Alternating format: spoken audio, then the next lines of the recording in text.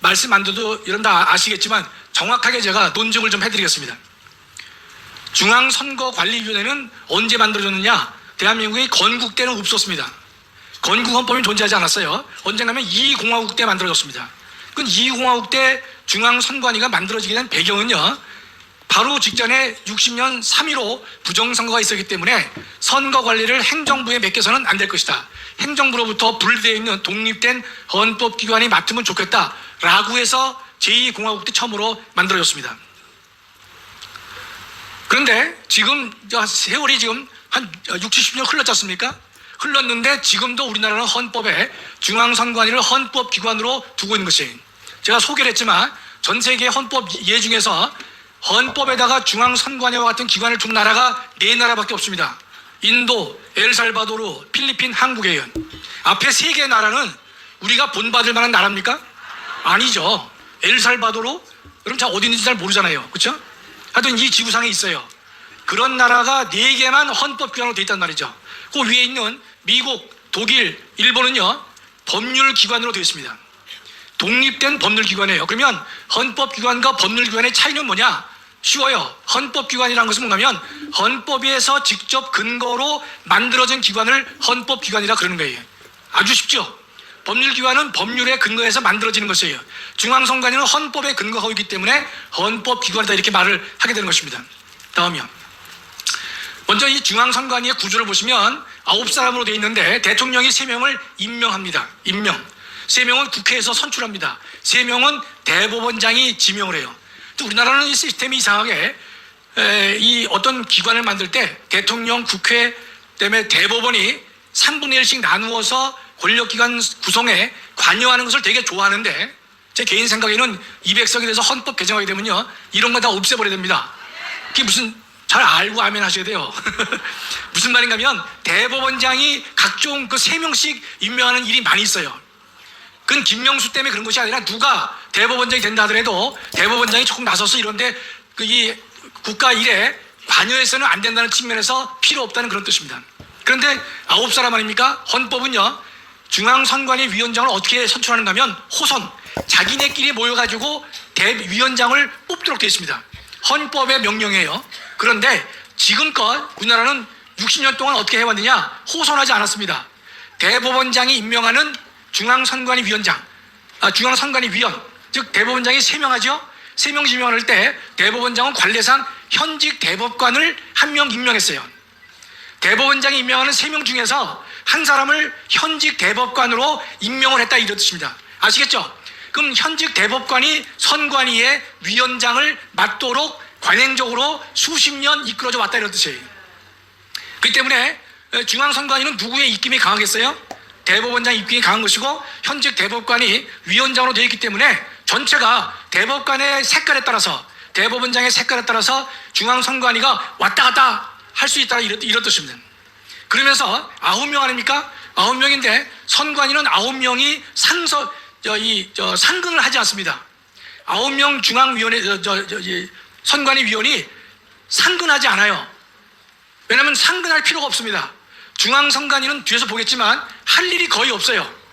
할 일이 거의 없기 때문에 9명의 선관위 위원은 장관급이에요. 9명의 장관급 위원이 상근으로 일할 필요가 없다는 뜻입니다. 그래서 상근은 1명만 더, 1명. 아시겠죠? 1인의 상임위원만 둬요. 상근. 나머지 8은 뭡니까? 비상근이에요. 비상근이지만 서로 하려고 하는 게 비상근이지만 매달 제가 작년, 재작년 기준을 보면 수당을 470만 원인가 받아요. 이 수당만. 그 이외에 회의에 참석하고 했을 때에 추가적으로 주는 돈은 제가 모릅니다. 그 공개를 안 해서. 그러나 매달 470만 원씩 정액으로 지급돼요. 비상근. 서로 하고 싶겠죠? 저도 마음이 있었겠죠? 근데 안 됐지만, 안 된 이유가 있어요. 자, 다시 본문에 보면, 그러니까 대법원장이 지명한 대법관이 관례로 위원장을 맡고 있다는 뜻입니다. 제가 그 선관위하고 사이가 나빠지기 된 가장 중요한 배경은, 제가 선거관리위원회하고 사이가 나쁠 필요가 없잖아요. 그래서 제가 제 책에다가 이 대법관을 호선하지 않고 대법관으로 임명된 사람을 관행적으로 위원장 임명하는 제도가 잘못됐다. 그걸 지적을 했죠. 두 번째, 중앙선관위를 헌법기관에 둘 필요가 없다. 반드시 법률기관으로 격화시켜야 된다. 그런 주장을 하니까 저를 부를 일이 없어요. 이거 정말입니다. 예. 그래서 우리가 중앙선관위 위원 말고요. 지금 시도의 선관위가 또 있습니다. 그렇죠? 그다음에 시군구 선관위가 있습니다. 그러면 대한민국 현재 17개 시도에 있는 선관위 위원장은 그 지역의 법원장이 겸해요. 그 다음에 시군구 위원장은 그 지역의 부장판사가 위원장을 겸합니다. 김학성 교수가 예컨대 강원도 또는 이 춘천시 선관위라든지 강원도 선관위 정도는 충분히 하고도 남는데 저가 오는 게 싫죠. 오면 딴소리 할 테니까. 그렇죠? 그러니까 선관위하고 사이가 멀어질 수밖에 없습니다. 예. 뭐 그것만 멀어진 건 아니에요. 예. 다른 것도 많이 있는데 요 얘기만 하는 겁니다. 자, 오부 요인이라고 그랬는데 지금 여러분 잘 이제 시사성으로 보면 대통령이 청와대로 예컨대 헌법기관의 장을 초청합니다. 국회의장, 대법원장, 헌재소장을 초청해요. 그렇죠? 미국 갔다 오게 되면 그런 헌법기관 대표들에게 방문 결과를 이렇게 알려주는 일을 한단 말이죠. 그럴 때 4부 요인, 5부 요인 이런 용어가 등장하는데 그게 명확하지 않지만 적어도 국회의장, 대법원장, 헌법재판소장은 3부 요인에 속합니다. 그렇죠? 대통령까지 포함하면 4부 요인이 될 수 있는데 그 대통령 빼고 국무총리를 해서 4부 요인이라 그래요. 거기에 5부 요인 그러면 중앙선관위 위원장을 5부 요인이라 그럽니다. 그러니까 제가 볼 때는 이 중앙선관위위원회 위원장이 5부 위원회 되겠느냐의 뜻이에요. 왜 어림없는 얘기를 하고 있는가 하면 헌법기관이기 때문에 5부 요인이라고 하는 형식적인 조건은 충족했어요. 그러나 그 위원장이 누굽니까? 대법원장이 지명한 대법관이 위원장을 맡고 있기 때문에 두 기관 사이의 레벨이 맞지 않는 것이에요. 그렇지만 중앙선관위 위원장이 부끄러운지도 모르고 거기에 오라 그러면 쫄래쫄래 잘 참석을 합니다. 다음이요. 이 사람은 임기가 6년인데 연임 제한이 없어요. 근데 제가 웃기는 게 보면 책에도 비판해놨지만 9사람이 중앙선관위위원회 일을 결정할 때 위원장도 표결권을 가져요. 그것까지는 좋습니다. 그러나 가부가 같을 수 있잖아요. 그렇죠? 9명인데 4대4가 될 수 있단 말이죠. 그럴 때 가부 동실때 위원장이 결정권을 행사합니다. 결국 뭐가 되죠? 위원장은 2표까지 행사할 수 있는 비민주적 행태를 현재 선관위법에서 보이고 있단 말이죠. 전 반드시 고쳐줘야 되는 것입니다. 근본적으로 중앙선관위가 예컨대 뭐 좌편향이냐 아니냐를 떠나서 이론적으로 될 수 없는 일을 갖다가 과거부터 대한민국이 관행적으로 해왔다 이런 뜻이에요. 다음이요.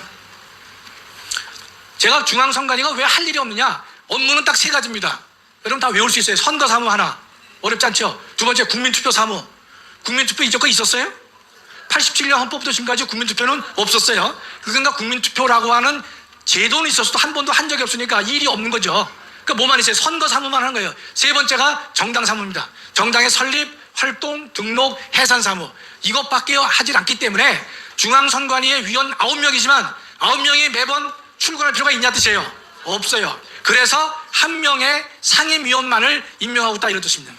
나머지 8명은 비상근으로 돼서 일정한 정액의 수당과 뭐 이런 등등을 받고 있다 이런 뜻입니다. 직무가 별로 없죠. 그렇죠? 다음이요. 근데 규모는 얼마나 크냐? 예산이 1년에 한 4천억 되는데 직원이 3,000명이에요. 직원이.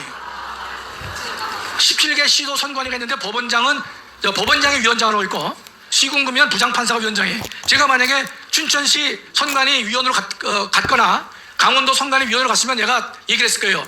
법원장 또는 부장판사 네가 뭔데 임마 위원장 하냐? 나도 해야 되겠단 말이죠. 아니 왜냐면 이건 관행적으로요. 그렇게 대접을 해주고 있는데 잘못된 것이. 그 다음에 지금 해외 투표가 있죠. 해외 공간에 직원도 파견하고 것이 돈이 어마무시하게 많은 것이고 선관위는요 외형적으로는 별 볼일 없는데 이 인간들이 누구한테 힘이 강합니까? 힘센 국회의원한테 얘들이 강해요. 이해가 되시죠? 국회의원들이 행정부 장관 불러놓고 막 뭐라고 막 하잖아요. 그런데 선관위에 대해서는요 행정부가 의외로 국회의원들이 의외로 조용합니다. 왜 그렇겠어요? 선거 업무 관련돼서 선관위가 조사권이 있단 말이죠. 그렇죠?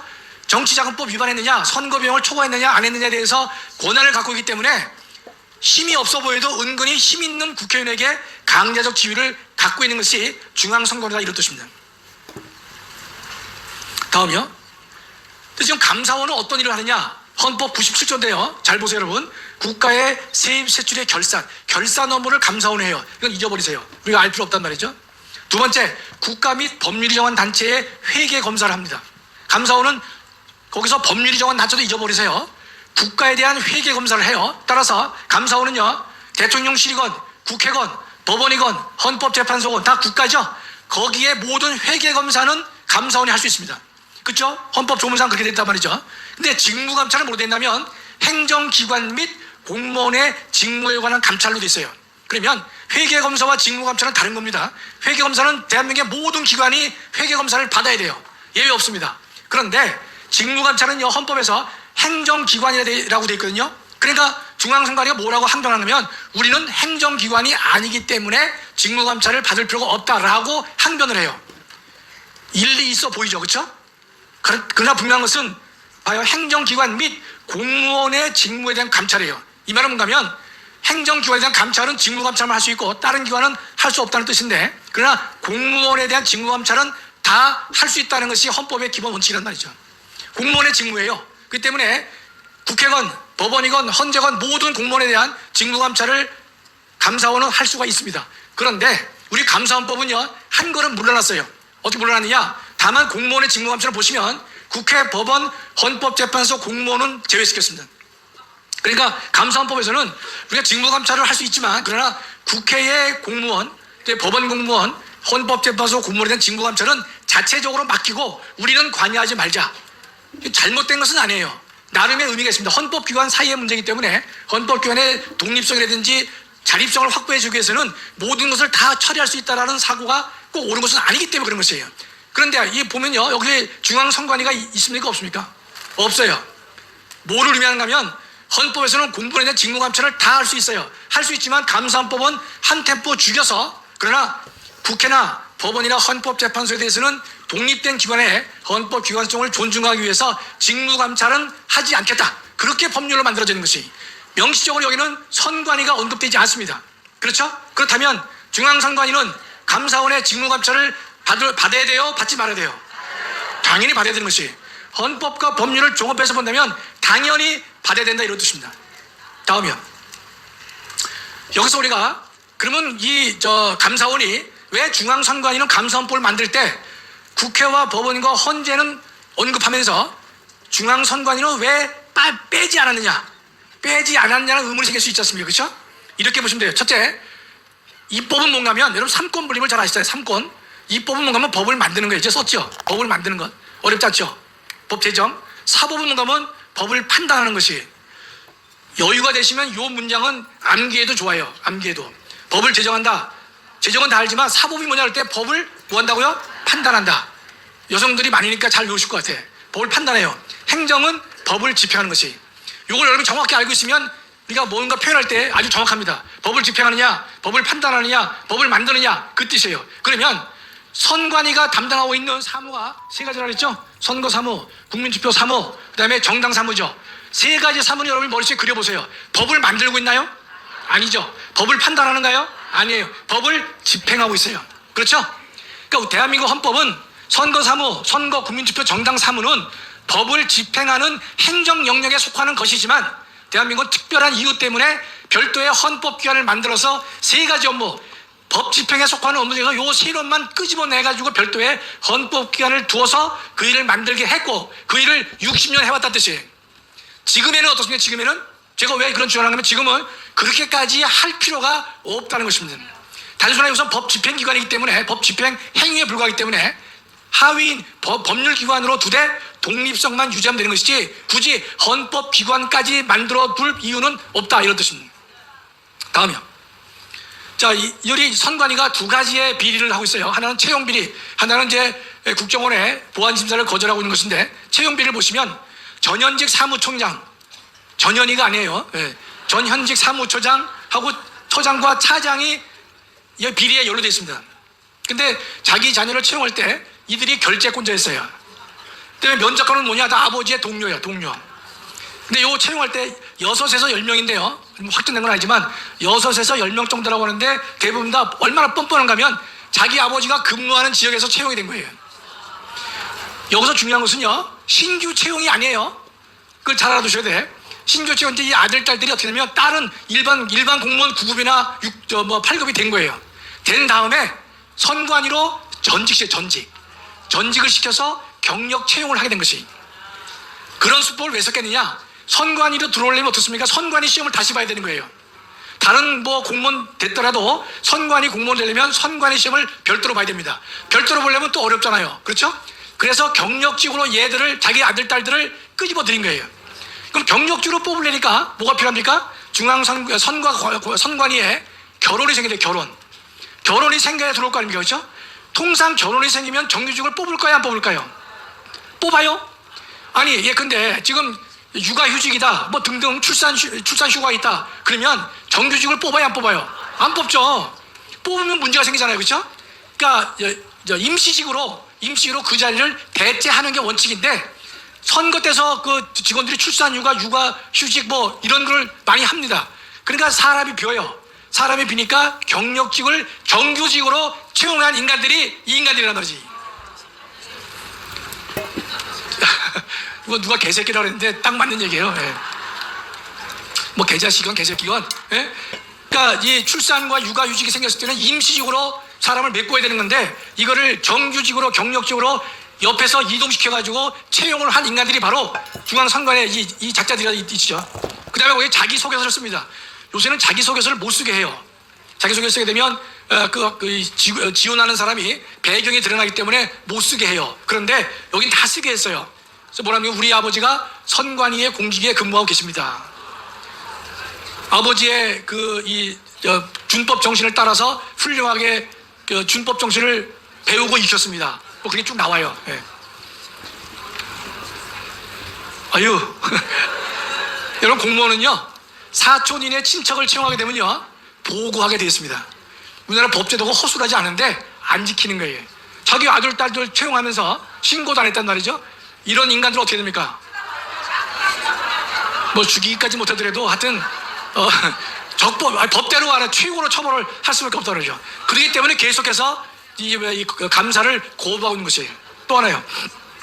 오늘은 제가 좀 길게 해도 되는 게 강사 수가 좀 모질라요. 네. 장하일 목사님도 가시고 해가지고 조금 좀 천천히 해도 돼요. 예.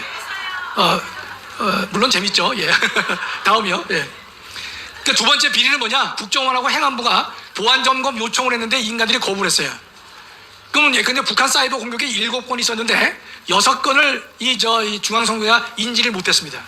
그래서 보안 점검을 하겠다는데 헌법기관에 무슨 보안 점검이야 해서 거절을 했단 말이죠. 그런데 선거관리위원회가 해킹당하면 대한민국에 엄청난 문제가 생기겠죠. 그렇죠? 명단도 유출될 수 있는 것이고 투개표 조작까지도 가능한 것이고, 또 시스템을 마비시키게 된다면 우리 총선이나 이런 데서 마비시키게 되면 대한민국 근간이 무너질 수밖에 없기 때문에 매우 중요한 것인데, 이 보안 점검 요청을 했다가 이 인간들이 거부한다 했습니다. 거부해서 못했던 것이에요. 그래서 이제 뭐 국정조사를 한다, 뭐 국민권익위원회 뭐 조사를 받겠다. 국민권익위원회가 뭐 제대로 돼 있습니까? 예, 여하튼 뭐 침착하게 봐야 되겠죠. 다음이요. 자, 인간들이 편파적으로 어떻게 했느냐? 여러분, 몇 년 전만 기억해 보세요. 이제 보궐선거 때 이런 그 표를 금했어요. 투표가 위선을 이깁니다. 그거 하지 말라는 거예요. 투표가 내로남불을 이깁니다. 보궐선거 왜 하죠? 이 문구를 쓰지 말라는 게 지금 선관위 인간들이에요. 아니, 보궐선거 하는데 보궐선거 왜 합니까? 라는 문구를 써야지. 그걸 못 쓰겠어요, 이 인간들이요. 투표가 내로남불을 이깁니다. 투표가 위선을 이깁니다. 이게 얼마나 점잖은 표입니까? 점잖으면서도 의미가 있는 내용인데 중앙선거가 이걸 못하겠어요. 그 다음에 보면요. 근데 지난번 대선 때는 이런 건 허용했어요. 술과 주술에 빠진 대통령 점점점 이런 건 허용했어요. 선관위가. 청와대를 굿당으로 만들 수는 뭐 점점점. 신천지 비호 세력에 이런 거는 다 허용했어요.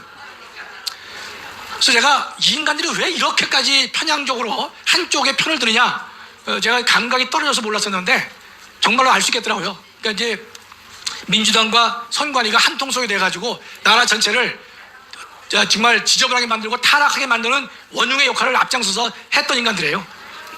다음이요. 그럼 노종이라는 사람을 기억하시죠? 소쿠리 투표 때문에 날아간 여자, 그죠? 노종이고 지금 또 노태악이죠?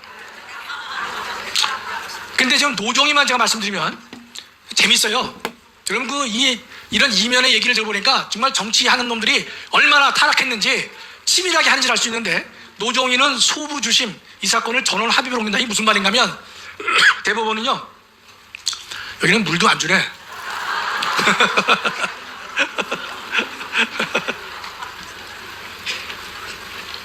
이건 대법원은 전원 합의부가 있습니다. 13명 대법관이 모여서 하는 게 전원 합의부예요. 두 번째는 소부. 대법관이 4명이 한 부를 이루어요. 그러니까 4명이 1부, 또 다른 4명이 2부, 또 다른 4명이 3부. 그러니까 대법원은 부가 몇 개입니까? 3개입니다. 그런데 소부에서 재판을 해도 전원 합의부 재판과 효력이 같아요. 같은데 이 소부 4명의 대법관들은요, 합의가 되면 거기서 끝낼 수 있어요.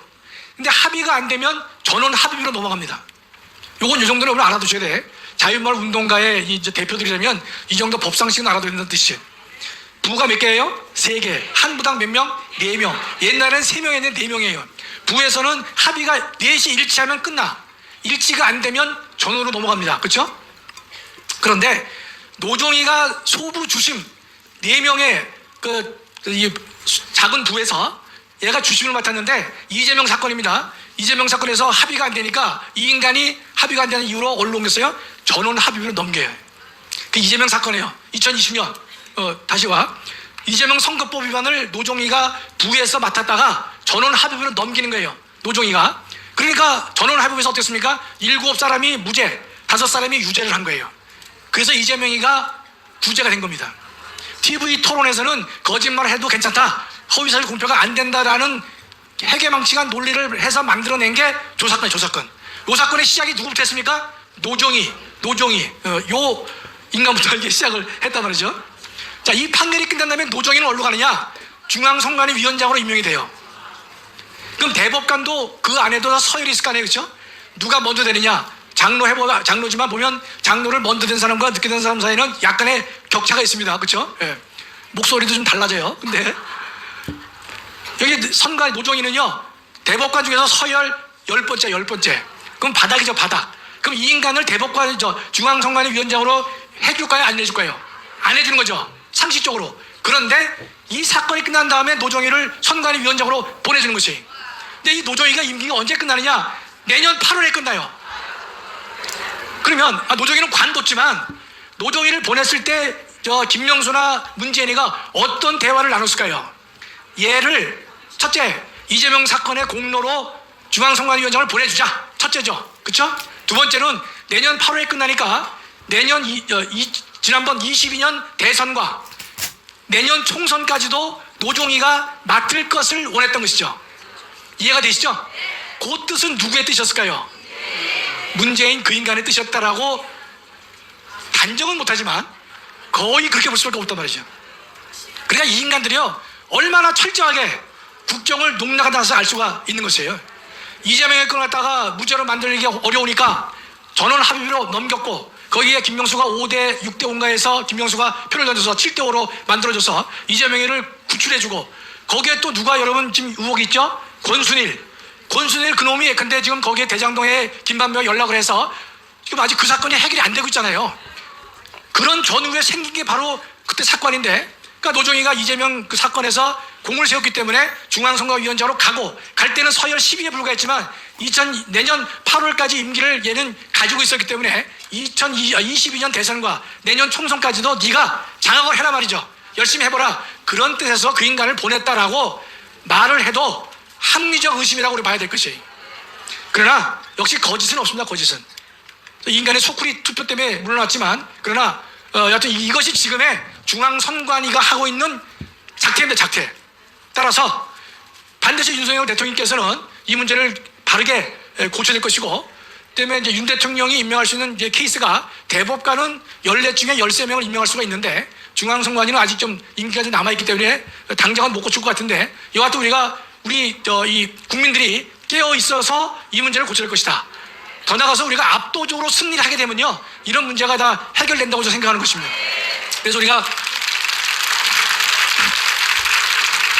자유마을이 우리가 지금 이제 3,506개인데 목사님께서 A조, B조 나누셨잖아요. 그래서 한 7,000개가 되는데, 목사님은 또 워낙 스케일이 크시니까 7,000개에서 각 5,000개인가? 그래서 1,700만, 1,800만 말씀하시는데, 여하튼 간에 우리가 최선을 다해서 반드시 압도적으로 승리했을 때만이 지금의 부정부패를, 거악을 척결할 수 있을 것이다. 이렇게 굳게 믿습니다. 감사합니다.